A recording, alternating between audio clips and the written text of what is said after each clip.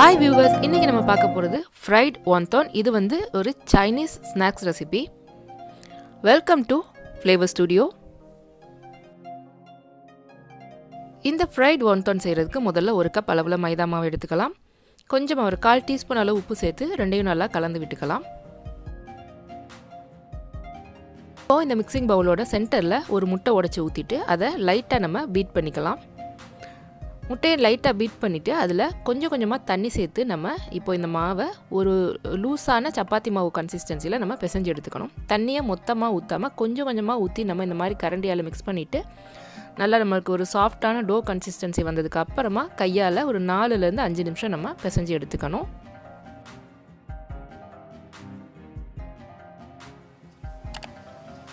இப்போது மாவை நல்லா இந்த மாதிரி சாஃப்டாக பிசைஞ்சிட்டு ஒரு சுத்தமான துணியை போட்டு மூடி ஒரு அரை மணி நேரம் இதை நம்ம ஊற விட்டுறலாம்.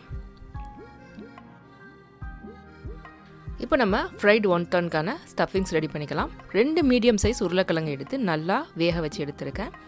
அதில் கொஞ்சமாக உப்பு சேர்த்துட்டு அப்புறம் ஒரு 1/4 டீஸ்பூன் அளவு கருப்பு மிளகுத்தூள் சேர்த்துட்டு நல்லா இதை மசிச்சு எடுத்துக்கலாம். நீங்கள் கையால் கூட மசிக்கலாம். இன்றைக்கி இதில் நான் சின்ன க்யூப்ஸாக கட் பண்ண கேப்சிகம் அப்புறம் கொஞ்சம் தக்காளி சேர்த்துக்கிறேன். இதில் நீங்கள் என்ன காய்கறி வேணாலும் சேர்த்துக்கலாம். கேரட் ஆறு சோளமோ எது வேணாலும் சேர்த்துக்கலாம். இதில் ஒரு பாதி வெங்காயம் அப்புறம் ஒரு பச்சை மிளகாய் சேர்த்துக்கிறேன். அப்புறம் 1 டீஸ்பூன் அளவு சோயா சாஸ் நான் சேர்த்துக்கிறேன். சோயா சாஸ் வந்து ஆப்ஷனல் தான், உங்ககிட்ட இல்லைன்னா ஸ்கிப் பண்ணிடுங்க.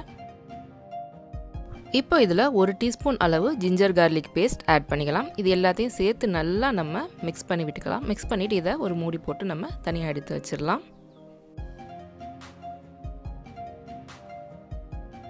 இப்போது மாவு ரெடி பண்ணி கரெக்டாக அரை மணி நேரம் ஆயிடுச்சு. மாவு நல்லா ஊறிடுச்சு. இப்போ இதை நம்ம சப்பாத்தி தேய்க்கிற கட்டையில் எடுத்துகிட்டு இன்னும் கொஞ்சம் நேரம் ஒரு 2 நிமிஷம் நல்லா வந்து இந்த மாதிரி நம்ம பிசைஞ்சிக்கலாம். பிசைஞ்சிட்டு இதை சின்ன உருண்டைகளாக நம்ம கட் பண்ணி எடுத்துக்கலாம்.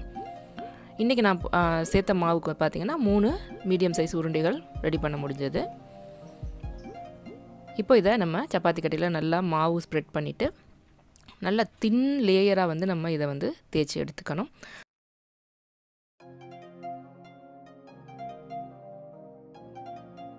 பார்த்திங்கன்னா இந்த மாதிரி இந்த அளவுக்கு தின் லேயராக நம்ம வந்து தேய்ச்சி எடுத்துகிட்டு ஏதாவது ஒரு ரவுண்ட் ஷேப்பான பவுல் அல்லது கட்டர் வச்சு நம்ம இதை சின்ன ரவுண்ட் ஷேப்பில் கட் பண்ணி எடுத்துக்கலாம்.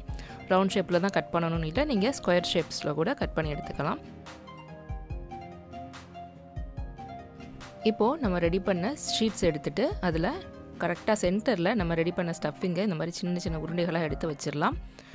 எடுத்து வச்சுட்டு ஓரங்களில் நான் வந்து ஒரு முட்டையை வந்து நல்லா கலக்கி எடுத்து வச்சுருக்கேன். அதை வந்து இந்த மாதிரி அப்ளை பண்ணிக்கலாம். இது வந்து நம்ம ஒன்டன் வந்து பொரிக்க போகும்போது பிரிஞ்சு வராமல் இருக்கிறதுக்காக இந்த மாதிரி ஓரங்களை நல்லா சேர்த்து ஒட்டிட்டு 2 பக்க கார்னரையும் பிடிச்சி இழுத்து ஒரே இடத்துல நம்ம இந்த மாதிரி ஒட்டிக்கணும். நல்ல அழகான ஒரு ஷேப்பில் கிடச்சிருக்கு பாருங்கள். நான் இன்னொன்று செஞ்சு காட்டுறேன் பாருங்கள். கரெக்டாக சென்டரில் நம்ம ஸ்டஃபிங்கை எடுத்து வச்சுட்டு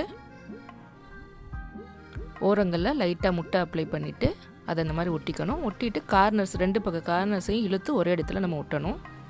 பாருங்கள், இந்த மாதிரி ஒட்டிட்டு லைட்டாக ப்ரெஸ் பண்ணி விட்டிங்கன்னா நல்லா இந்த மாதிரி ஷேப்பில் வரும். இன்கேஸ் அது சரியாக ஒட்டலை அப்படின்னா லைட்டாக நீங்கள் தண்ணி அப்ளை பண்ணி கூட நீங்கள் ஒட்டிக்கலாம். ரெடி ஆயிடுச்சு. இப்போ வந்து நம்ம ஃப்ரை பண்ணி எடுத்துக்கலாம்.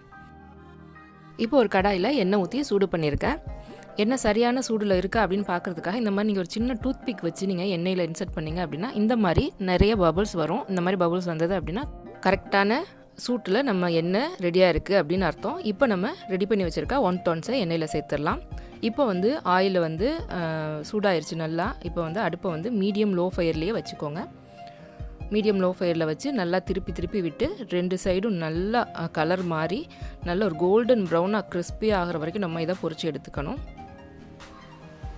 நல்லா சூடான சுவையான கிறிஸ்பி ஒன்டன் ரெடி ஆயிடுச்சு. இதை வந்து விருப்பப்பட்ட சாஸ் கூட நீங்கள் சர்வ் பண்ணலாம். ட்ரை பண்ணி பாருங்கள். உங்களுக்கு பிடிச்சிருந்ததுன்னா கமெண்ட் பண்ணுங்கள். இதே மாதிரி நிறைய இன்ட்ரெஸ்டிங்கான வீடியோஸ்க்கு நம்ம ஃப்ளேவர் ஸ்டுடியோ யூடியூப் சேனலை மறக்காமல் சப்ஸ்கிரைப் பண்ணிவிட்டு நோட்டிஃபிகேஷன் ஆன் பண்ணிக்கோங்க. சீக்கிரமே உங்களை அடுத்த வீடியோவில் சந்திக்கிறேன். தேங்க்ஸ் ஃபார் வாட்சிங்.